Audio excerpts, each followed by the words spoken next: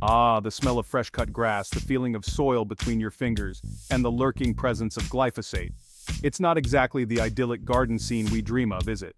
But the reality is, glyphosate, the active ingredient in Roundup, is everywhere. It's the world's most popular herbicide used by farmers and gardeners alike to tackle pesky weeds. You can find it in garden centers, supermarkets, even online. While it's effective at what it does, there's a growing concern about its impact on our environment and potentially our health. From unintentional spray drift to runoff into waterways, glyphosate has a knack for ending up where it shouldn't. And once it's there, it can linger in the soil, potentially affecting future plantings and the delicate ecosystem beneath our feet. So, what happens when this chemical warrior infiltrates your little slice of paradise? Can we evict it, or are we stuck with an unwelcome guest? Well, the good news is there are ways to neutralize glyphosate contamination and reclaim your soil's health.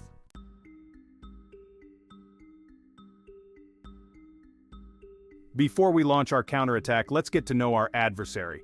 Glyphosate works by disrupting a plant's internal chemistry, specifically the shikimate pathway. Now, unless you're a plant biochemist, that might sound like gibberish.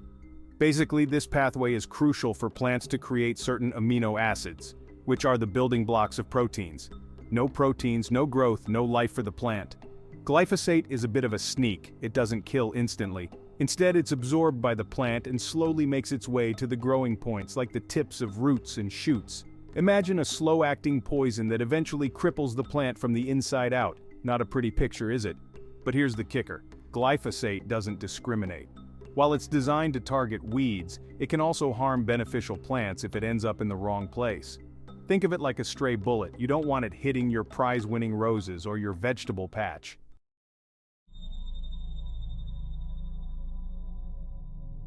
Now, you might be thinking, okay, so it kills plants, but it's just soil, right? Wrong. Soil is a living ecosystem teeming with beneficial microbes that are essential for plant health. And guess what? Glyphosate doesn't exactly play nice with these tiny helpers. Remember how we said glyphosate can linger in the soil? Well, depending on the soil type and environmental conditions, it can stick around for weeks, months, even years. That's a long time for our microbial buddies to be exposed to this chemical intruder. So, not only can glyphosate directly harm plants, but it can also disrupt the delicate balance of the soil food web, leading to long-term issues with soil fertility and plant health. It's like setting off a chain reaction, the effects of which can be felt for years to come. Let's dive into the science behind glyphosate's mode of action. We'll keep it light on the jargon. Remember the shikimate pathway? It's a plant's factory for essential aromatic amino acids. These are VIP ingredients for building proteins. Glyphosate sneaks in and shuts down the EPSPS enzyme. Without EPSPS, the assembly line halts. It travels through the plant's vascular system. Talk about a targeted attack.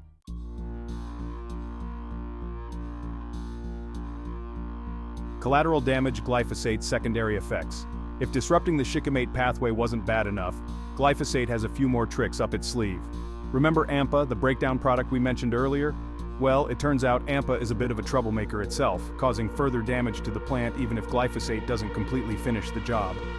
One of AMPA's favorite pastimes is messing with chlorophyll, the pigment that gives plants their green color and allows them to photosynthesize. You know, that whole process of turning sunlight into energy? Yeah, pretty important stuff. But AMPA doesn't care. It just likes to watch the world turn a little less green. And if that wasn't enough, glyphosate also has a knack for binding to essential nutrients in the soil, making them unavailable to plants. It's like hogging all the good stuff at a buffet, leaving the plants feeling depleted and malnourished.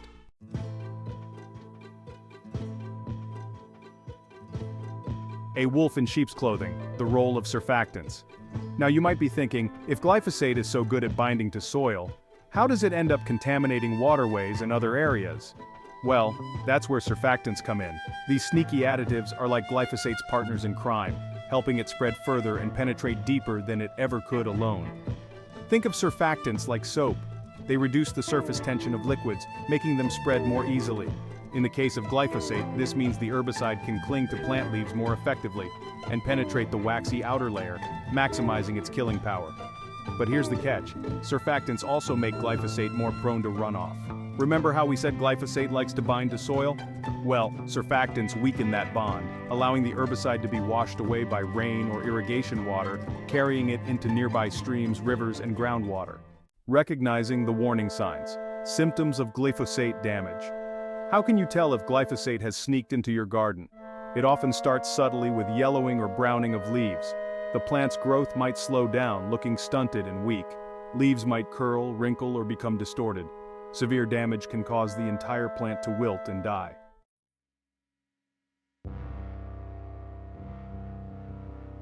A slow and silent killer. How glyphosate affects plants over time. Now here's the thing about glyphosate. It's not a quick killer. It doesn't just zap the plant and be done with it. Oh no, it prefers a more insidious approach, slowly weakening the plant from the inside out. It's like a slow-acting poison, taking its time to inflict maximum damage. Remember how we talked about glyphosate targeting the growing points of plants? Well, that's where the real damage occurs. As the glyphosate accumulates in these vital areas, it disrupts the plant's ability to produce new cells and tissues. The roots, those hidden heroes that anchor the plant and absorb water and nutrients, become stunted and weakened. Meanwhile, the leaves, those solar panels that power the plant through photosynthesis, start to lose their chlorophyll. Remember, chlorophyll is what gives plants their green color and allows them to convert sunlight into energy. Without it, the plant is essentially starved of energy, slowly withering away.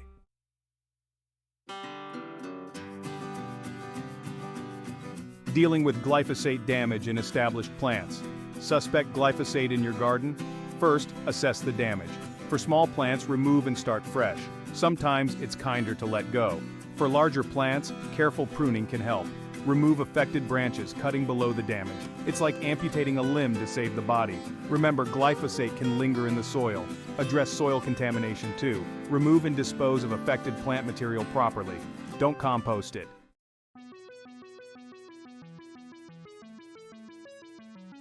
How glyphosate escapes. Glyphosate has a wandering spirit, especially when applied with a sprayer. Think of it like watering plants on a windy day but with herbicide. This is called spray drift, a major way glyphosate ends up where it shouldn't. Tiny droplets can travel surprising distances, landing on neighboring gardens. Rain or irrigation can carry glyphosate downstream, affecting water sources.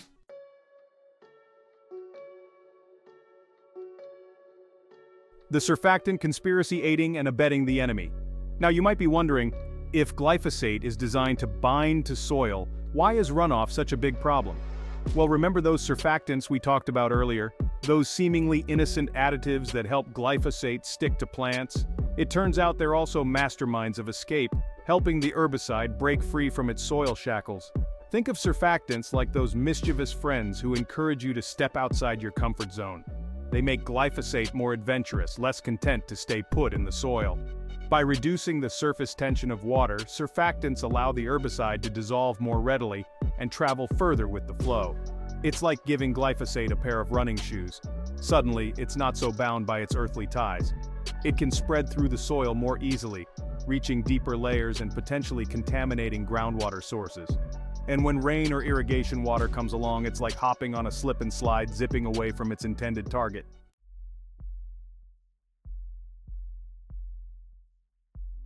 Glyphosate's long goodbye. Persistence in the soil.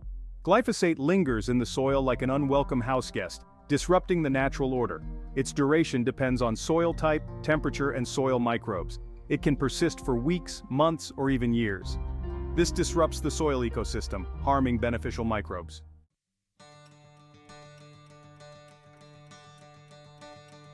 Fighting back neutralizing glyphosate in soil.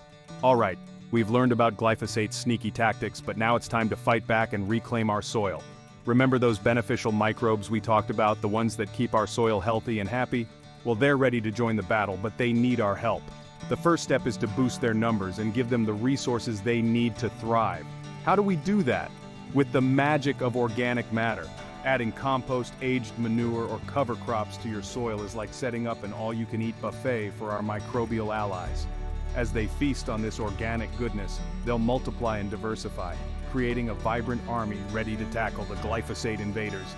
Think of it like sending in the reinforcements, armed with tiny pitchforks and shovels, ready to break down that chemical intruder.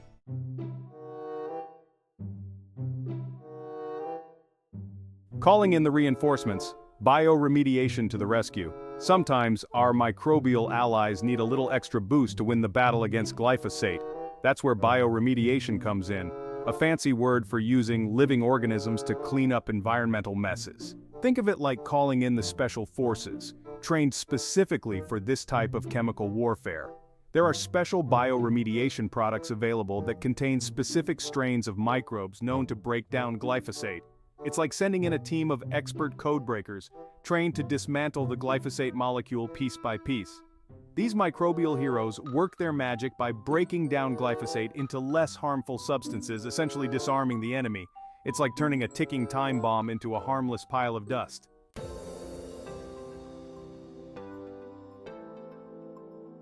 A helping hand for affected plants, tips for recovery. While we're busy waging war on glyphosate in the soil, let's not forget about our plant buddies who might be suffering from collateral damage. Just like a wounded soldier, they need our care and support to recover. One way to help them bounce back is to give them a nutrient boost. Remember how glyphosate can interfere with nutrient uptake? Well, we can counteract that by providing a little extra nourishment in the form of organic fertilizers or compost tea. Think of it like giving them a vitamin-packed smoothie, helping them regain their strength. Another helpful tip is to make sure they have adequate water. Glyphosate can weaken plants, making them more susceptible to drought stress. So keep the soil consistently moist but not waterlogged to help them stay hydrated and strong.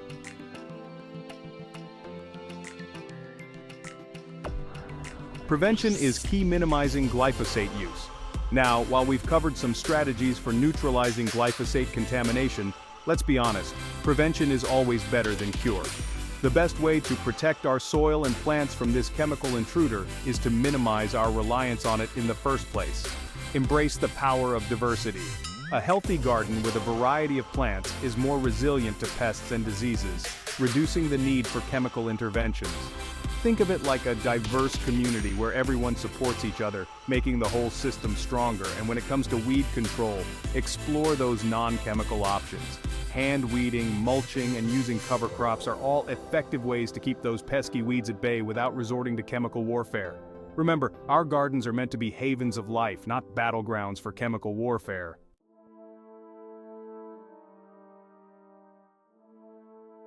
The bigger picture glyphosate's impact on our world. As we've journeyed through the world of glyphosate, from its sneaky mode of action to its persistent presence in our environment, it's clear that this chemical wonder weapon comes with a hefty price tag. It's not just about yellowing leaves and stunted plants, it's about the health of our soil, our waterways, and ultimately, ourselves. We live in a world interconnected by the delicate threads of ecosystems, where a chemical sprayed on a field in one corner of the globe can find its way into the food chain, impacting wildlife and potentially even human health. It's a sobering thought that our actions, however small they may seem, can have far-reaching consequences. The widespread use of glyphosate has sparked heated debates, with scientists, farmers, and policymakers grappling with the complex issues of agricultural productivity, environmental protection, and human health. It's a balancing act with no easy answers, requiring careful consideration of the trade-offs involved.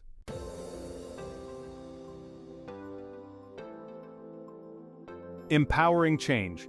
It starts in your backyard. But amidst these global concerns, there's a glimmer of hope. The power to make a difference starts right here, right now, in our own backyards. By understanding the impact of our choices, we become empowered to create positive change, one garden at a time. Choosing to garden organically, to nurture our soil with care, and to minimize our reliance on chemical interventions like glyphosate is a powerful act of defiance against the status quo. It's a declaration that we value the health of our planet, our communities, and future generations. And let's not forget the power of collective action.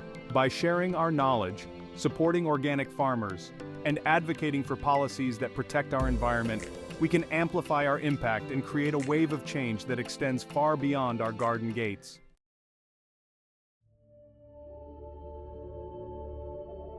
A greener future gardening with nature, not against it. Imagine a world where gardens are not battlegrounds for chemical warfare, but havens of biodiversity where plants thrive in harmony with nature's rhythms.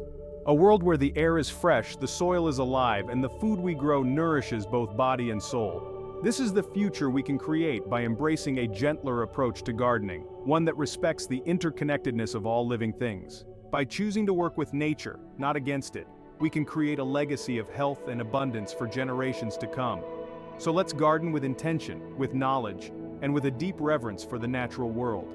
Let's be the change we wish to see, one seed, one plant, one garden at a time.